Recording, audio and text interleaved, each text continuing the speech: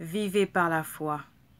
Donc, comme vous l'aurez compris, bien-aimés, il s'agit de ce même message ainsi partagé avec vous dans la vidéo précédente, où justement la foi requiert que nous nous attachions sincèrement à Dieu, non pas à des objets, non pas à des choses périssables, bien-aimés, comme je le mentionnais justement dans la vidéo précédente, que notre foi ne se fonde pas en des diplômes ou alors en des contrats ou alors en l'argent ou toute autre chose qui sont périssables, tout comme l'aspect religieux de la chose, que ce soit le rosaire, que ce soit l'eau bénite ou toute autre forme d'idole que le Seigneur bien-aimé rejette. Encore une fois, lorsque justement vous faites des prières, que vous les adressez au Seigneur, il existe deux solutions. Soit que le Seigneur justement a eu une grande compassion vis-à-vis de vous par rapport à votre requête et que véritablement il veuille vous aider parce que c'est un Dieu aimant, un Dieu compatissant, ou alors tout simplement c'est l'ennemi qui agit pour que justement vous continuez encore et de plus belle à fonder votre foi en ces objets. Mais encore une fois, bien-aimés, comme notre Seigneur et Sauveur qui est, je vous le rappelle, la parole faite chair. Lui-même, il l'a dit, attention, je ne suis pas venu pour abolir la loi et les prophètes, mais pour les accomplir, ce qui signifie que lorsque le Seigneur, notre Dieu, Père et Créateur, dit qu'il ne veut pas que nous nous fassions des idoles, que ce soit les choses sur la terre, dans les cieux, sous la mer, c'est justement pour nous éviter de tomber dans les pièges de l'ennemi, parce que si vous conservez des idoles et que celles-ci ont été justement interdites par Dieu, cela veut dire que c'est de Satan. Encore une fois, bien-aimés, il n'y a pas de juste milieu. Soit nous sommes pour Dieu, soit nous sommes pour Satan. Si nous sommes pour Dieu, alors nous appliquons ses commandements, alors nous appliquons et nous gardons sa parole, tout simplement. Si nous nous attelons tout de même à garder ces idoles en disant que justement par elles vous avez le miracle, alors bien aimé, vous avez déjà abandonné votre foi parce que la foi est en Jésus-Christ. Et c'est lui le chemin, c'est lui la vérité et c'est lui la vie. Nul ne parvient au Père que par lui, bien-aimé. Donc, lorsque vous trouvez encore des substituts à Jésus-Christ, quelle qu'en soit la forme, alors vous avez déjà péché devant Dieu et c'est pourquoi il est important, sinon vital, de vous repentir parce que juste à cause de cela, vous pouvez aller en enfer. Et oui, bien-aimé, c'est pourquoi Dieu lui-même dit, « Mon peuple périt faute de connaissance. » Cette connaissance qui est salvatrice et qui se trouve en Christ uniquement.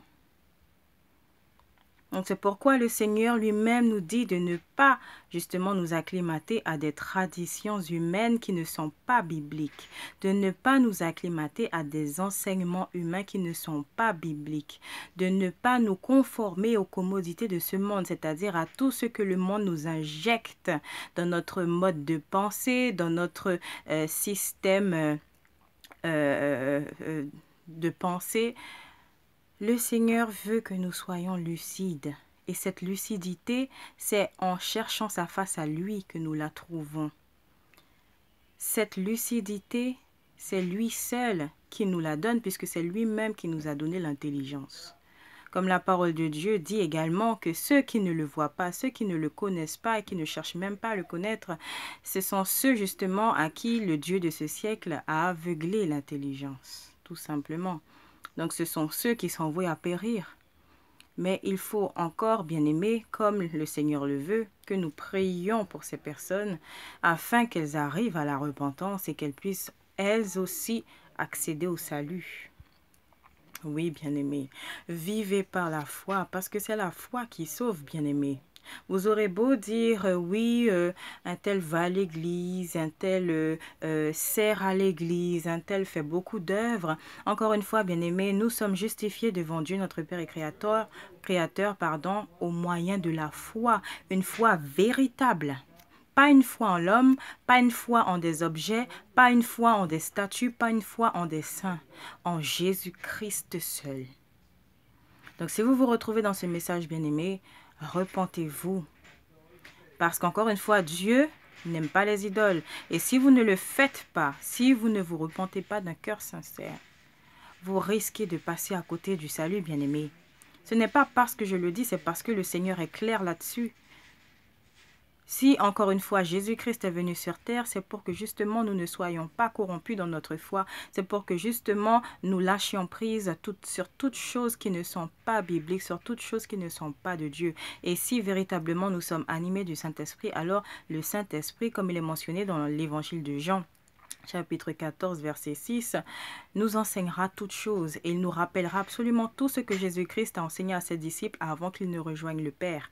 Et je vous rappelle encore une fois, bien-aimés, que le Seigneur reviendra bientôt. C'est pourquoi nous devons aligner nos pensées avec les siennes. Il faut que nous alignions nos paroles avec les siennes, nos attitudes, comportements, expressions, tout ce que nous sommes avec le Seigneur, afin justement de ne point faire des choses qu'il a en horreur, afin que nous puissions lui plaire en tout point et en tout temps, bien-aimés. Cherchons sa face, cherchons premièrement le royaume des cieux, et ainsi toutes ces choses nous seront attribuées. Alléluia. Mais encore une fois, bien-aimés, il ne faut pas que nous disions oui et amen à tout homme qui vient et qui s'édifierait au-dessus de Dieu. Et nous parlons en général. Je parle même de moi-même, bien-aimé, pour vous dire, pour que vous compreniez qu'il faille vraiment chercher la face de Dieu. Ne vous reposez pas sur ce que les hommes peuvent vous dire. Faites vos recherches vous-même.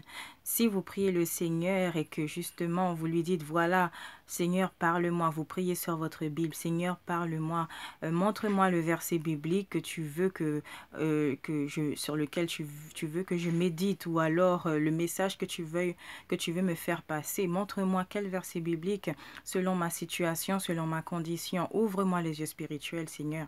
Voilà.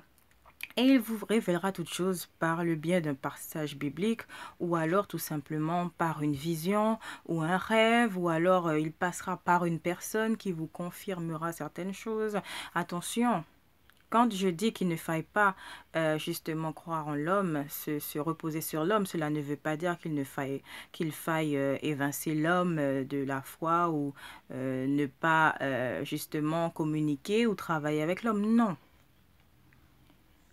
Ce que je veux dire par là, c'est que l'homme lui-même, s'il n'est pas sur ses gardes, s'il n'a pas une vie de prière, et si justement il n'est pas né de nouveau, alors Satan lui-même peut aussi l'utiliser contre vous. Et cet homme-là ne le saura même pas. Donc, quand je parle de l'homme, je parle de l'entité en elle-même, l'homme en général, en parlant de l'être humain. Voilà. Donc, en sachant cela, c'est pourquoi Dieu dit de l'aimer, lui, de tout notre cœur, de toutes nos forces, de toute notre âme, pour que justement nous gardions nos yeux rivés sur lui et que Satan n'utilise pas des gens dans notre entourage pour nous détourner de la foi. C'est bien pour cela qu'il l'a mis comme tout premier commandement. Cela ne veut pas dire qu'il faille exclure l'homme de notre vie, qu'il faille justement vivre comme un ermite. Non. Mais que justement l'ennemi peut utiliser ces personnes qui sont peut-être moins ancrées dans la foi pour justement tirer le chrétien au plus bas. Alors il faut que nous soyons toujours sur nos gardes, que nous prions toujours les uns pour les autres, que nous puissions également prendre des temps de jeûne selon ce que l'Esprit Saint nous enseigne, non pas ce que le prêtre ou le pasteur nous enseigne, ce que l'Esprit Saint nous dit de vive foi. Parce qu'encore une fois, la foi, elle n'a pas de limite.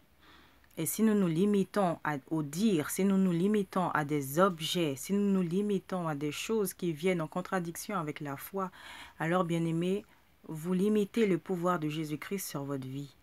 Vous limitez le pouvoir, la main de Dieu sur votre vie. C'est cela dont il s'agit.